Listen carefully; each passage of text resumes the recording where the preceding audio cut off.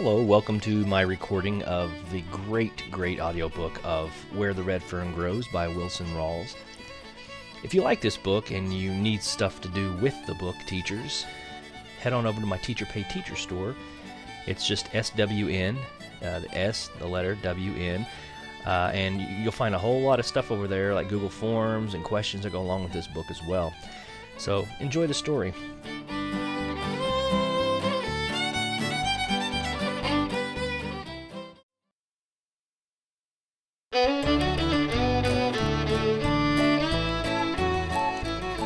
Chapter 6. After the terrifying night, the bright morning sun was a welcome sight.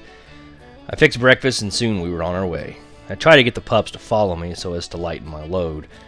They would for a way, and then sitting down on their rears they would cry and whimper, and back in the sack they would go, with their heads sticking out of the holes and their long ears flopping. I moved on. About midday I entered the country I knew. I wasn't far from home. I dropped down out of the mountains into the bottoms, far above the place I had crossed the river on my way to town.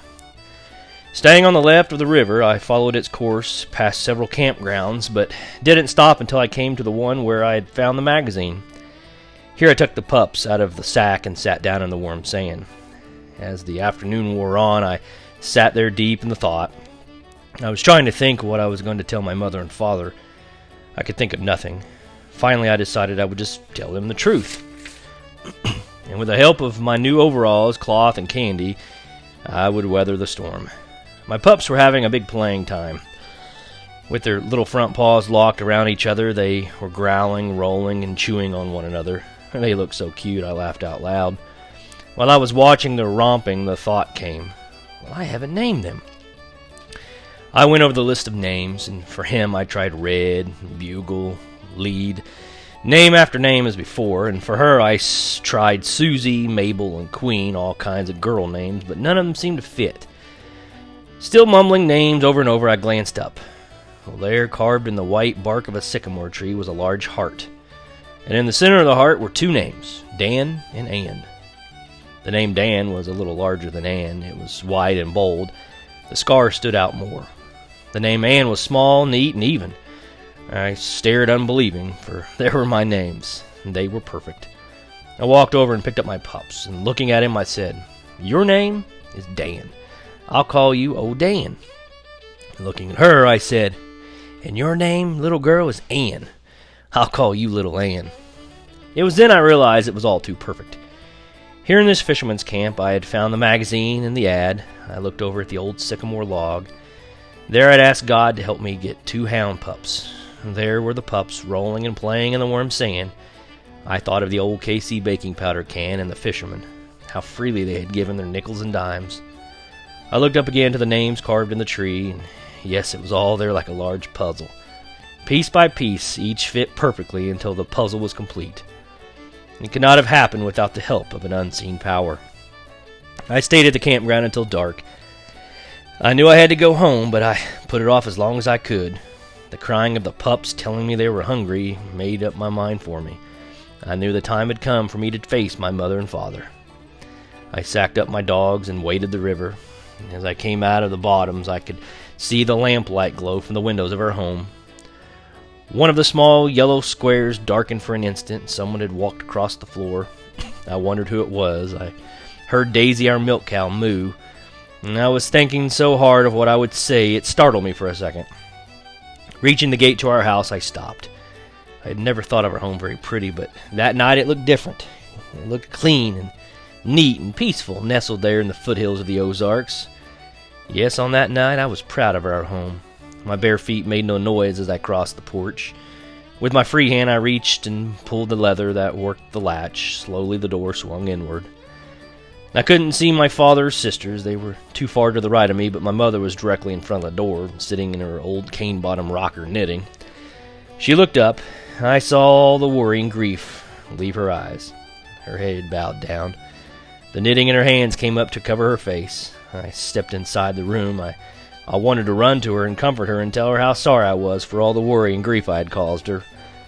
The booming voice of my father shook me from my trance. He said, "Well, what do you got there?" Laughing, he got up from his chair and came over to me. He reached and took the sack from my shoulder. "When we started looking for you," he said, "I went to the store and your grandpa told me all about it. It wasn't too hard to figure out what you'd done. But you should have told us."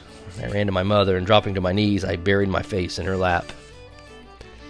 As Mama patted my head, I heard her say in a quavering voice, "Oh, why didn't you tell us? Why?" I couldn't answer. Between sobs, I heard the squeals of delight from my sisters as they fondled my pups. I heard my father say, "What's all this other stuff you got?" Without raising my head from my mother's lap, in a choking voice, I said, "One is for you, and one is for Mama, and the other's for the girls." I heard the snapping of string and the rattle of paper. The oohs and ahs from my sisters were wonderful to hear. Papa came over to Mama, and laying the cloth on the arm of her chair, he said, "Well, you've been wanting a new dress. Here's enough cloth to make a half a dozen dresses."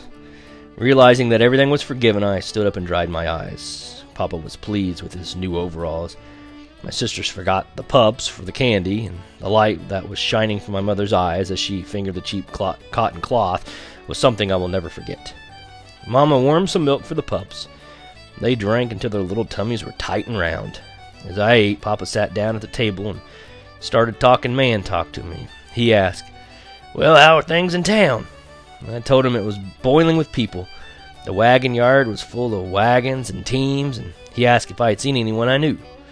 I told him I hadn't, but the station master had asked about him. He asked me where I had spent that night. I told him about the cave in Sparrowhawk Mountains. He said that must have been the one that they called Robber's Cave. My youngest sister piped up, "Did you stay all night with some robbers?" My oldest sister said, "Silly, that was a long time ago. There aren't any robbers there now." The other one put her nickel's worth in. "Weren't you scared?" "No, I wasn't scared of staying in the cave, but I heard a mountain lion scream and it scared me half to death." "Ah, they won't bother you," Papa said. "You had a fire, didn't you?" I said, "Yes." He said, "Well, they'll never bother you unless they are wounded or cornered, but if they are, you better look out." Papa asked me how I liked town. I said I didn't like it at all and wouldn't live there even if they gave it to me. With a queering look on his face, he said, "I'm afraid I don't understand. I thought you always wanted to go to town."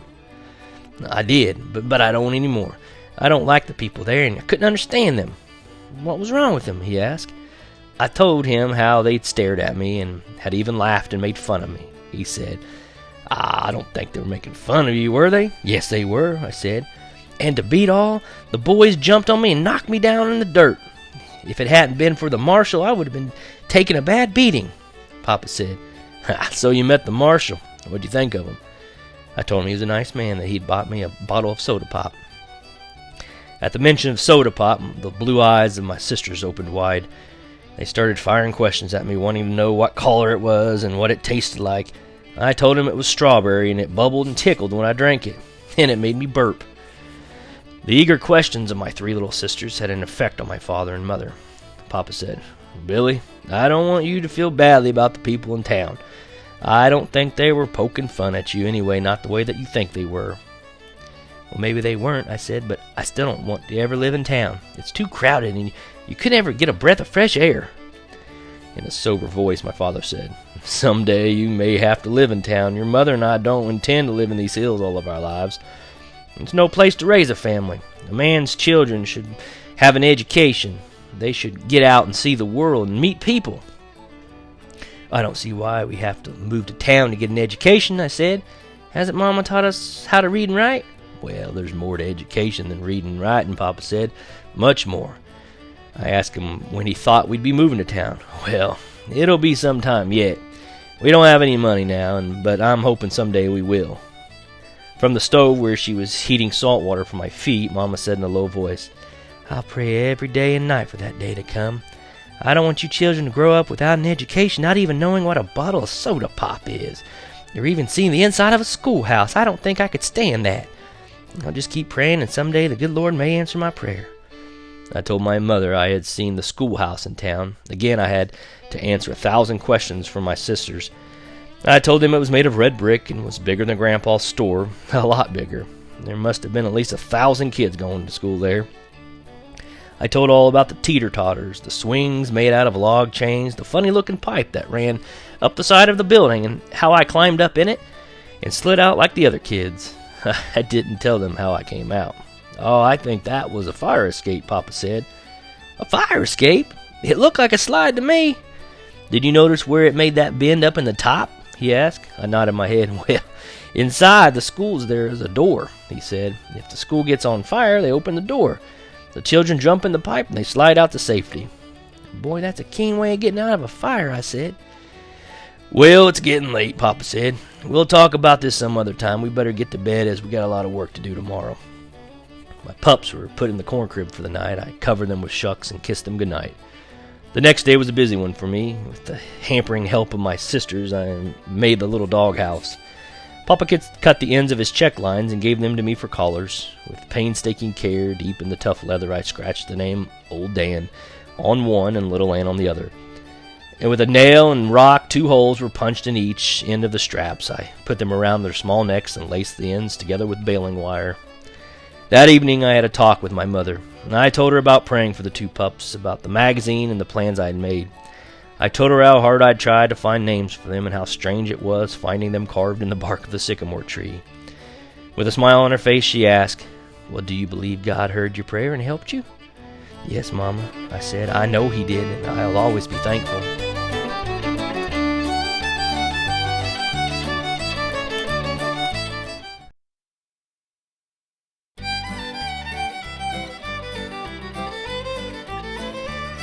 Chapter 7. It seems that the worries and wants of a young boy never cease. Now that I had my pups, another obstacle had cropped up. This one looked absolutely impossible. I had to have a coonskin so I could train them. With my 3 little traps and a bulldog determination, I set out to trap Mr. Ringtail. For 3 solid weeks, I practically lived on the river. I tried every trick I knew. It was no use. I just couldn't catch the wily old coons. In desperation, I went to my grandfather. He smiled as he listened to my tale of woe. Well, we'll have to do something about that," he said. "To train them dogs right, you'll need that coon hide, that's for sure. Now, you watch the store while I go over to the tool shed. I'll be right back." After what seemed like an eternity, I saw him coming. He was carrying a brace and a bit, and that was all. With a mischievous smile on his face, he said, "You wouldn't think a fellow could catch a coon with this brace and bit, would you?" I thought he was kidding me, and it made me feel bad.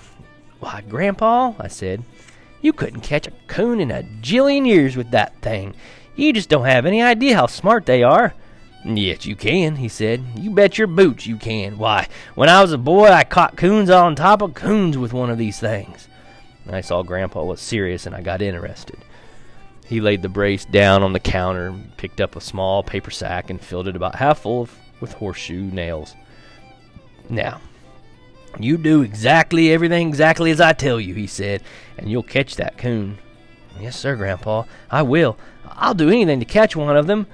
"Now, the first thing you'll need is some bright objects," he said. "The best thing is bright, shiny tin. Cut out some little round pieces and a little smaller than this. Do you understand?" I nodded my head.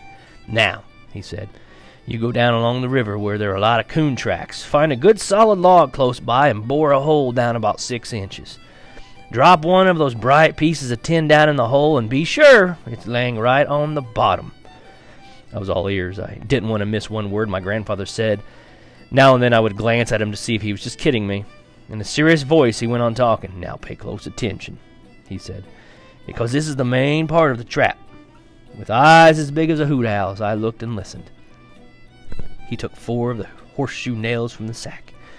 With the thumb and a forefinger of his left hand, he made a small O about the size of the bit, which was 1.5 inches in diameter. "Now, we'll say this is the hole that you bored in the log.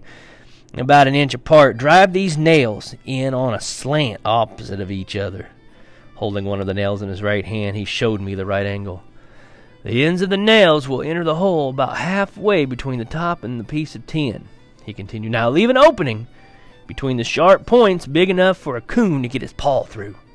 He asked me if I understood. Again I nodded my head and moved a little closer to him. "How's that going to catch a coon, Grandpa?" I asked. "Oh, it'll catch him all right, and it won't fail. You see, a coon is a curious little animal. Anything that is bright and shiny, it attracts him, and he will reach right in and pick it up.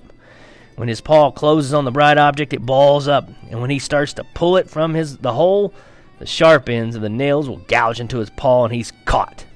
He looked over at me. "Well, what do you think of it?" he asked. I closed my eyes. In my mind, I could see the funnel-like entrance of the hole and the sharp slanting points of the nails. I could see the coon reaching in for the shiny piece of metal. Naturally, his paw would be much larger when closed than it was when he reached in.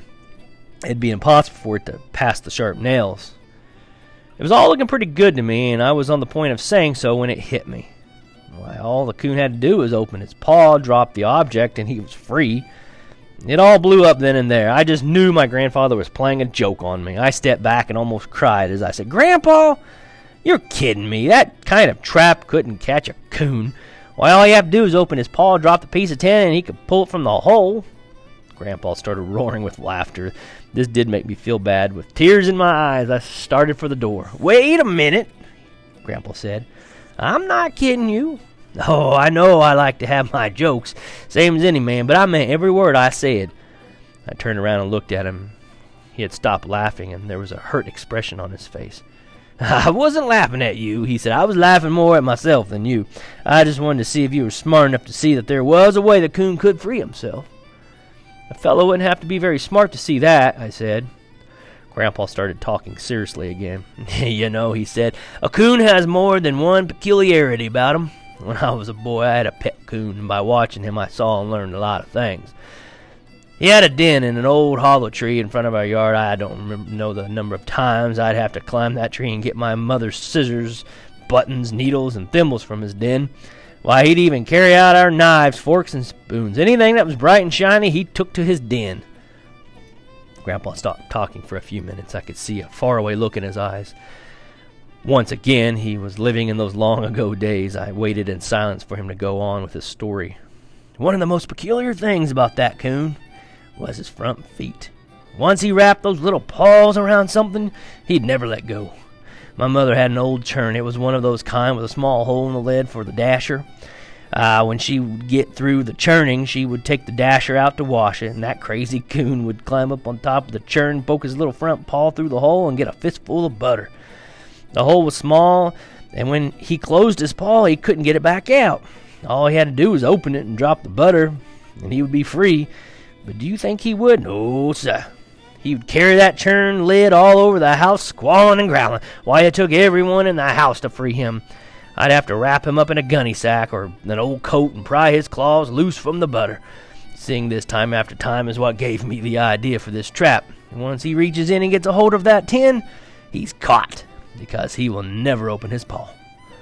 With my confidence restored, it all sounded pretty good to me, and I was anxious to try out this wonderful plan. I thanked him, and taking the brace and nails, I left the store. And by the time I reached home, it was too late in the day to start making my traps. That night, I talked the idea over with Papa. "I've heard of coons being caught that way," he said, "but I never paid much attention to it. Your grandfather should know, though, for he was quite a good coon hunter when he was a boy." "From what he told me," I said, "it never fails." Papa asked if I wanted him to help make the traps. "No," I said, "I think I can do it myself." I didn't sleep too well that night. I bored holes, drove nails, and fought coons practically all night. Early the next morning, I went to the trash pile, and as I stirred around in the rusty old cans, I thought of another time I'd search for a can. Finally, I found the one I wanted. It was bright and shiny. Everything was going along just fine until Mama caught me cutting out the circles of tin with her scissors. I always swore she could find the biggest switches of any woman in the Ozarks. That time, she overdid it. I was almost to the river before the stinging stopped. It wasn't hard to find places for my traps. All along the river, large sycamore logs lay partly submerged in the clear blue water. On one, where I could see the muddy little tracks of the ringtails, I bored a hole and dropped in a piece of tin and drove my nails. On down the river I went, making my traps, and stopped when I ran out of nails, although I had 14 traps. That night, Papa asked me how I was making out. "All right," I said, "I've got 14 of them made." He laughed and said, "Well, you never can tell. You may catch one." The next morning I was up with the chickens. I took my pups with me, as I just knew I'd have a big ringtail trapped, and I wanted them to see it. I was a disappointed boy when I peeked out of the canebrake in my last trap and didn't see a coon. All the way home, I tried to figure out what I had done wrong. I went to Papa. He put his thinking cap on and thought the situation over. "Maybe you left too much scent around when you made those traps," he said. And if you did, it'll take a while for it to go away. Now, I wouldn't get too impatient. I'm pretty sure you'll catch one sooner or later. Papa's words perked me up just like the air does an inflated inner tube. He was right. I had simply left too much scent around my traps. All I had to do was wait until it disappeared, and I'd have my coon hide. Morning after morning, it was the same old disappointment. No coon. When a week had gone by and still no results from my traps, I gave up. What little patience I had was completely gone. I was firmly convinced that coons didn't walk on sycamore logs anymore, and bright, shiny objects had about as much effect on them as a coon hound would. One morning I didn't get up to run my trap line. I stayed in bed. Man, what was the use? It was just a waste of time. When the family sat down to breakfast, I heard my oldest sister say, "Mama, isn't Billy going to get up for breakfast?" "Why, is he still in his room?" Mama asked. "I didn't know. I thought he was down looking at his traps." I heard Papa say, "I'll go wake him." He came to the door and said, "You better get up, Billy. Breakfast is ready." "I don't want any breakfast," I said. "I'm not hungry." Papa took one look at me and saw I had a bad case of the ringtail blues. He came over and sat down on the bed. "What's the matter? You having coon trouble?" "Grandpa lied to me, Papa. I should have known better. Who ever heard of anyone catching a coon with a brace and bit and a few horseshoe nails?" "Now, I wouldn't say that," Papa said. "I don't think your grandpa deliberately lied to you. Besides, I've heard of coons being caught that way." "Well, I don't think I've done anything wrong. I've done everything exactly as he said, and I haven't caught one yet." "I still think it's your scent," Papa said. "You know, someone told me, or I read it somewhere, that it takes about a week for the scent to die away. How long has it been since you made those traps?" "It's been over a week," I said. "Well, the way I figure, it's about time for you to catch one." "Yes, sir. I wouldn't be surprised if you came in with one any day now." After Papa had left the room, I lay thinking of what he had said. Any day now. I got up and hurried into my clothes. As soon as I was finished with breakfast, I called my pups and lit out for the river. The first trap was empty, so was the second. That old feeling of doubt came over me again, and I thought, it's no use. I'll never catch one, and I so need the skin to train my pups. On the way to my third trap, I had to walk through a thick stand of wild cane. It was tough going, and my pups started whimpering. I stopped and picked them up. "We'll be out of this in a few minutes," I said, "and then you'll be all right." I came plowing out of the matted mess and was right on the trap before I realized it. I was met with a loud squall. I was so surprised I dropped the pups, and there he was, my first coon. He was humped up on a sycamore log, growling and showing his teeth. He kept jerking his front paw, which was jammed deep in the hole I had bored. He was trapped by his own curiosity. I couldn't move, and I felt like my wind had been cut off. I kept hearing a noise, but I couldn't make out what it was. The movement of the boy pup shook me from my trance. The unidentified sound was his bawling. He was trying to climb up on the log and get to the coon. I yelled at him and darted in to get a hold of his collar. On seeing my movement, the coon let out another squall. It scared me half to death. I froze in my tracks and started yelling again at my pup. The girl pup worked around behind the coon and climbed up on the log. I screamed at her, and she paid no attention to me. Digging his sharp little claws in the bark, the boy pup made it to the top. And he didn't hesitate. Straight down the sycamore log he charged. With teeth bared, the coon waited. When my pup was about 2 feet from him, he made a lunge. The coon just seemed to pull my pup up under his stomach and went to work with tooth and claw. The girl pup saved him. Like a cat in a corn crib, she sneaked in from behind and sank her needle-sharp teeth in the coon's back. It was too much for old Ringy. He turned the boy pup loose, turning around, and slapped her clear off the log. She came running to me, yelping her head off. I grabbed her up in my arms and looked for the boy pup. When the coon had turned him loose, he too had fallen off the log. He was trying to get back to the coon. I darted in and grabbed him by the hind leg. With a pup under each arm and running as fast as I could, I lit out for the house. And coming out on the bottoms into the fresh plowed field, I set my pups down so I could get a little bit more speed. I started yelling as soon as I came inside of the house. Mama came flying out with my sisters right behind her. Papa was out by the barn harnessing his team. Mama yelled something to him about a snake. He dropped the harness, jumped over the rail fence, and a long lope started for me. Mama reached me first. She grabbed me and shouted, "Where did it bite you?" "Bite me?" I said. Mama, I'm not bit." "I've got him, Mama, I've got him." "Got what?" Mama asked. "A big coon," I said. "The biggest one in the river bottoms. He's this big, Mama." I made a circle with my arms as big as a 20-gallon keg. Mama just groaned and waded deep down and covered her face with her hands. Some big tears squeezed between her fingers. Almost in a whisper I had heard her say, "Thank God, I thought you were snake-bitten." My sisters, seeing Mama crying, puckered up and started bawling. "He needs a whipping," the oldest one said. "That's what he needs, scaring Mama that way." Something busted loose inside me, and I cried a little too. "I didn't mean to scare Mama," I sniffed. "I just wanted everyone to know I caught a coon." Up until this time, Papa hadn't said a word. He just stood looking on. Here now. Let's have one of these. Let's have none of this crying." He didn't mean to scare anyone. Taking his handkerchief from his pocket, he stepped over to Mama, put his arm around her, and started drying her eyes. Mama poked her head around him and glared at me. "Billy Coleman, if you ever scare me like that again, I'll take a switch and I'll wear you to a frazzle." It's hurt my feelings, and I really did get tuned up. "Everyone's mad at me," I said, "and I haven't done anything but catch the biggest coon in the river." Mama came over. "I'm sorry. I didn't mean to be cross, but you did scare me. I thought a rattlesnake had bitten you." "Now, that's all settled," Papa said. "We had better go get that coon." Looking at Mama, he said, "Why don't you and the girls go with us? I don't think it'll take long." Mama looked at me, smiled, and turned to the girls. "Would you like to go?" she asked. Their only answer was a lot of squealing and jumping up and down. On the way, Mama noticed some blood on my shirt. She stopped me and started looking me over. "Where'd that come from?" she asked. "Did that coon bite you?" "No, Mama," I said. "I didn't get close enough for him to bite me." With a worried look on her face, she jerked out my shirt. "You don't seem to be scratched anywhere," she said. "Maybe this is where it came from," Papa said. He reached down and picked up my boy pup. His little black nose was split wide open and was bleeding. I saw a relieved look come over Mama's face. Looking at me, she started shaking her head. "I don't know," she said. "I just don't know." "Did that coon get a hold of this pup?" Papa asked. "He sure did, Papa. But it wasn't the coon's fault.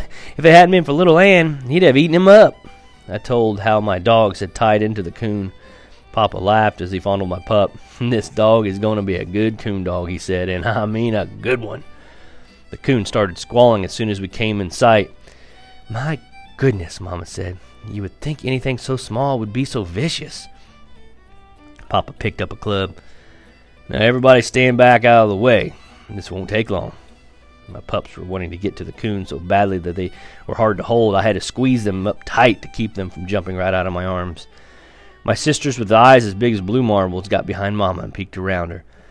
Papa whacked the coon with a good one across the head. He let out a loud squall, growled, and showed his teeth. He tried hard to get to Papa, but the trap held him. The girls buried their faces in Mama's dress and started bawling. Mama turned her back on the fight. I heard her say, "Oh, I wish we hadn't come, poor thing." Papa whacked him again, and it was all over. It was too much for Mama and the girls, and they left. I heard the tall cane rattling as they ran for the house. After the coon was killed, I walked over, and Papa was trying to get to the coon's paw from the trap. He just couldn't do it. Taking a pair of pliers from his pocket, he said, "It's a good thing I had these along, or we would have to cut his foot off." After Papa had pulled the nails, he lifted the coon's paw from the hole, and there, clamped firmly in it, was the piece of bright tin. In a low voice, Papa said, "Well, I'll be darned. All he had to do was open it up, and he was free, but he wouldn't do it. Your grandfather was right." A sorrowful look came over Papa's face as he ran his fingers through the soft yellow hair. "Now, Billy," he said, "I want you to take a hammer and pull the nails from every one of those traps. It's summertime now, and their fur isn't any good. Besides, I don't think this is very sportsmanlike. The coon doesn't have a chance. It's all right this time. You needed this one, but from now on, I want you to catch them with your dogs. That way they have at least a 50-50 chance." "I will, Papa. That's what I intended to do." While we were skinning the coon, Papa asked me when I was going to start training my dogs. "I don't know. Do you think they're too young?" "No, I don't think so. I've heard that the younger they are, the better it is." "Well, in that case," I said, "I'll start tomorrow." With the help of my oldest sister, we started giving my pups their first lessons. She would hold their collars while I made trails with the hide for them to follow. I'd climb trees that leaned out over the river and jump out into the water, swim to the other side, and make trails up and down the bank. With a long pole and wire, I'd drag the hide on top of rail fences, swing it through the air, and let it touch the ground 20 or 30 feet away. I did everything with that hide a coon would do, and probably a lot of things a coon couldn't do. It was a beautiful sight to see my pups work those trails. And at first, they were awkward and didn't know what to do, but they would never quit trying. Old Dan would get so eager and excited, he would overrun a trail. Where it twisted or turned, he would run straight on, bawling up a storm. It didn't take him long to realize that a smart old coon didn't always run in a straight line. Little Ann never overran a trail. She would wiggle and twist, cry and whine, but pretty soon she would figure it out. At first they were afraid of water, and I never would admit it to myself. I always said that they just didn't like to get wet. They would follow the trail to the stream and stop. Sitting down on their rears, they would cry and beg for help. With a pup under each arm, I'd wade out into the stream and set them down in the cool water. 9 times out of 10, one pup would swim one way and the other one would just go the opposite way. I had a time with this part of their training, but my persistence had no bounds. It wasn't long until they loved the water. Old Dan would jump out as far as he could and practically knock the river dry. Little Ann would ease herself in and swim like a muskrat for the opposite shore. I taught my dogs every trick I knew, and any new ones I heard about. I taught them how to split up on a riverbank to search for the hidden trail, because it was impossible to tell where a coon would come out of the water. Sometimes he might swim downstream, and the other times he might swim upstream, but maybe he would come back to the bank and he had just left, or he would cross over to the other side. Perhaps he would stop in the middle of the stream of an old drift. Sometimes he would come out of the water by catching the dangling limbs on a leaning birch and climbing up, never touching the bank. Or he could come out on the same trail he used to go in and backtrack, and he would sometimes crawl up under the undermined bank or into an old muskrat den.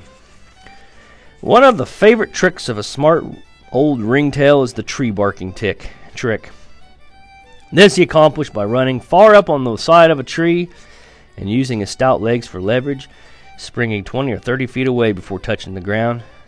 Dumb hounds trail up the tree and start bawling treat, and I taught my dogs to circle for a good 100 yards to be sure he was still in the tree before bawling.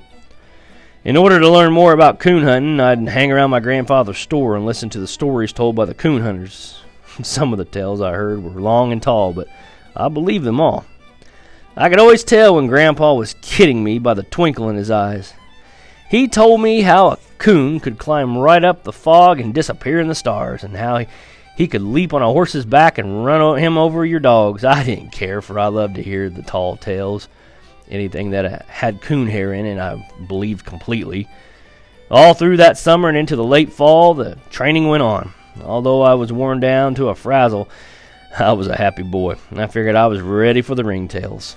Late one evening, tired and exhausted, and I sat down by a big sycamore and called my dogs to me. "It's all over," I said. "There'll be no more lessons. I've worked hard, and I've done my best. From now on, it's all up to you. Hunting season is just a few days away, and I'm going to let you rest, for I want you to be in good shape the night it opens."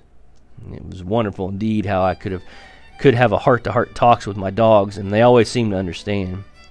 Each question I asked was answered in their own doggish way. Although they couldn't talk in my terms, they had a language of their own that was easy to understand. Sometimes I could see the answer in their eyes, and again it would be in the friendly wagging of their tails. Other times I could hear the answer in a low whine or feel it in the soft caress of a warm flicking tongue. In some way, they would always answer.